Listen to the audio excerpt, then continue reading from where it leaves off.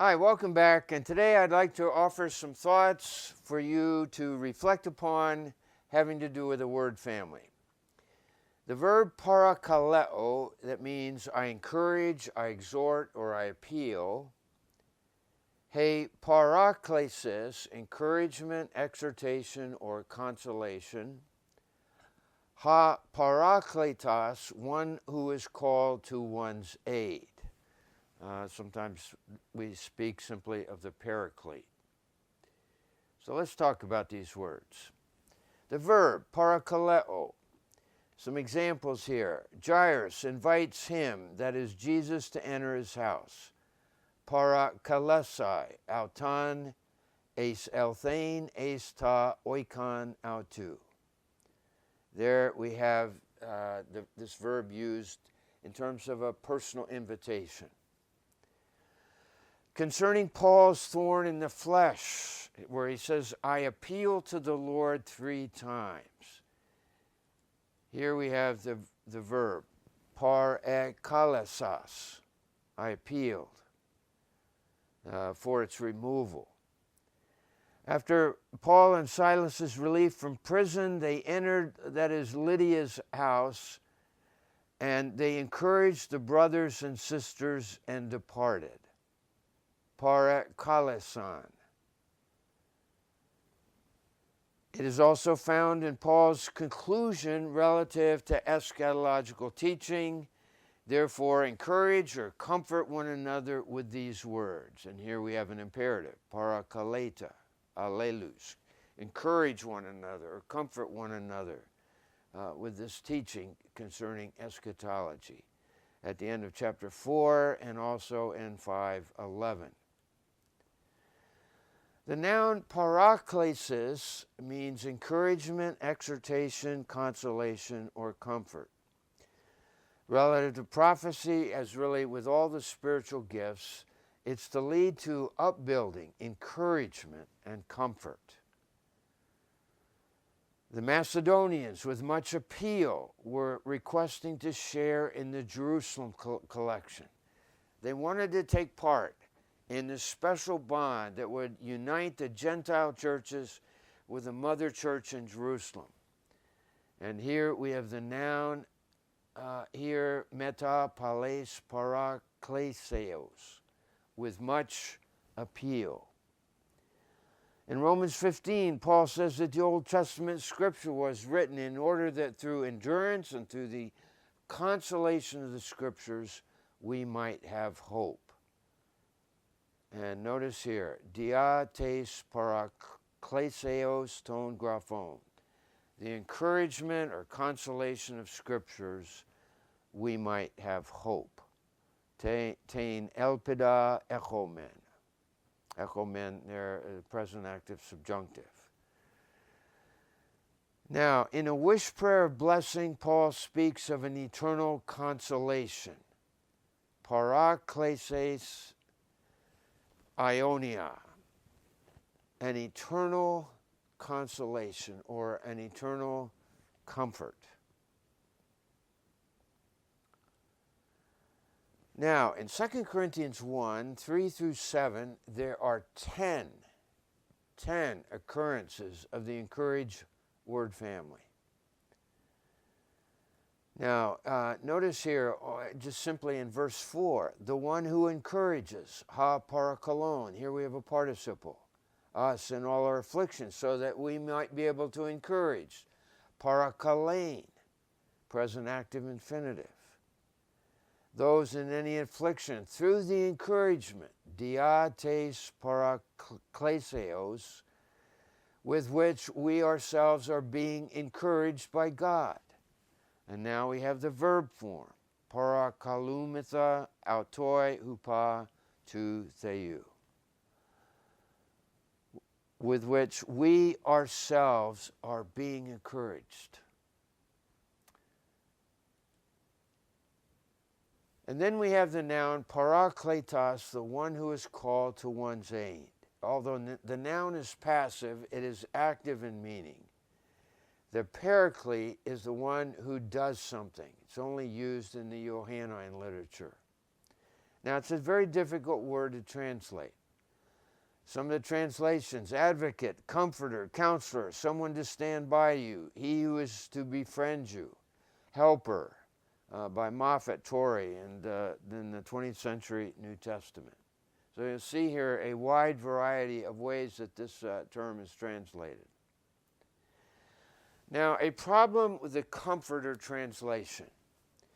When we think of comforter, we think of a thick blanket that we use in our bed in the dead of winter, or someone at a funeral who seeks to bring comfort to a person undergoing loss, even Job's comforters, who, by the way, didn't really comfort him. Our English word comfort comes from the Latin and the French, con, that means with, and fortis, that means strong, so to make strong with. So that's what the term meant in Wycliffe's era, centuries ago, that was carried over into many translations, but it no longer has that meaning. Thus, encourager or helper is a more apt translation. That is, bringing strength with. And that's what encouragement does, or the encourager does. It brings strength. Now, in 1 John 2:1, the term advocate or defense attorney works well. But if anybody does sin, we have an advocate towards the Father, Jesus Christ, the righteous one. Here we have the term parakleton, ekamen. We have an advocate, proston patera, Jesus towards the Father, Jesus Christ. Here the paraclete refers to Jesus and his advocacy for sinners. The term was also used in the Greco-Roman world within a judicial setting, law court. However, this is not the main use of the paraclete sayings in the Gospel of John. Now, in terms of the upper room discourse where the paraclete sayings do occur, we find two primary goals that are in evidence. First of all, Jesus interprets his life and mission. And second, he prepares his disciples for his physical absence from them.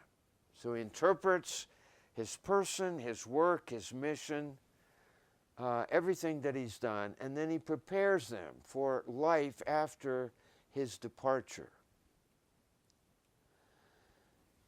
So we read these texts here. For you know him, that is the paraclete, for he lives with or near you, and he will be in you. And here's the Greek text. Ou genosketa auta, for you know him, meaning the paraclete, because he lives near you, and he will be in you, internal. In John 14, for I will not leave or abandon you as orphans, I come to you.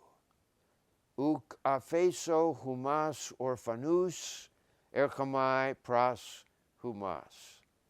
For I will not leave you orphans, orphanus, erchomai, I come to you. And how is it that Jesus will come to them? In and through the person of the paraclete. So in verse 20, we read this.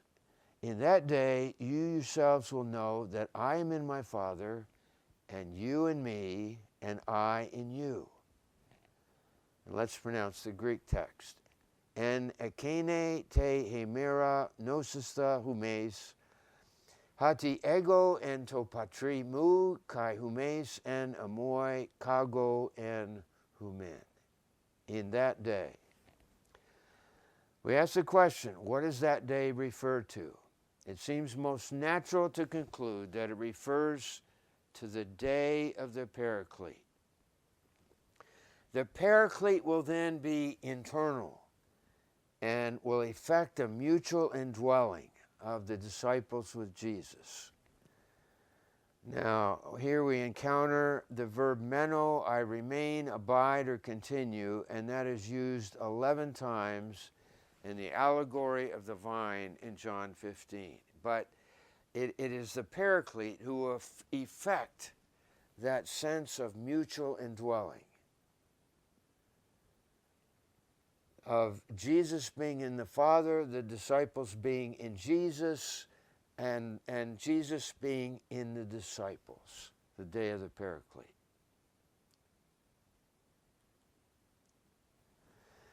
In some sense, the Paraclete can be regarded as the alter ego of Jesus.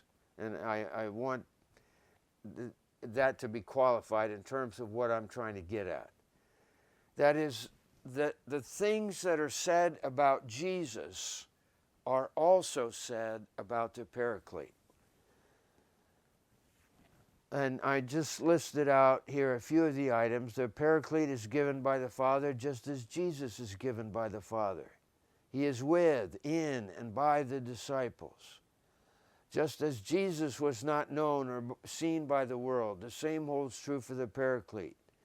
Just as Jesus teaches, so the Paraclete teaches. Just as Jesus witnesses, so the Paraclete witnesses. The Paraclete convicts, reveals, just as Jesus speaks about himself as being the truth.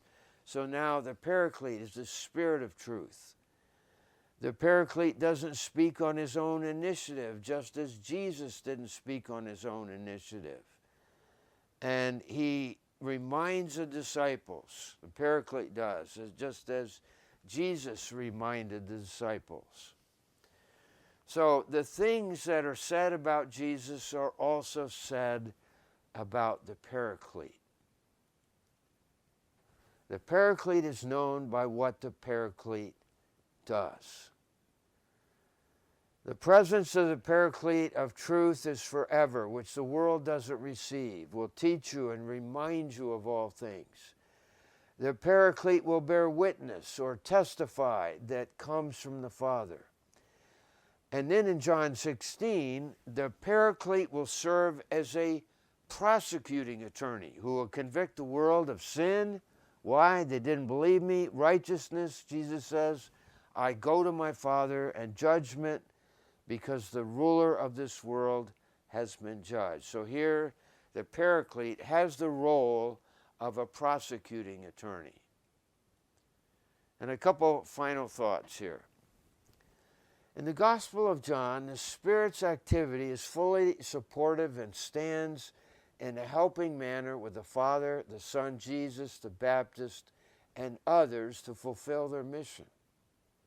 The Spirit is the one who will effect a new union, and that new union is described in the language of mutual indwelling, who will remind the community and continue to teach and empower them. The Spirit also has an aggressive posture with respect to an unbelieving world in the language of reproof, conviction, or judgment. At the same time, Jesus continues his intercessory role as an advocate for sinning believers, and that's what we find in the epistle of 1 John.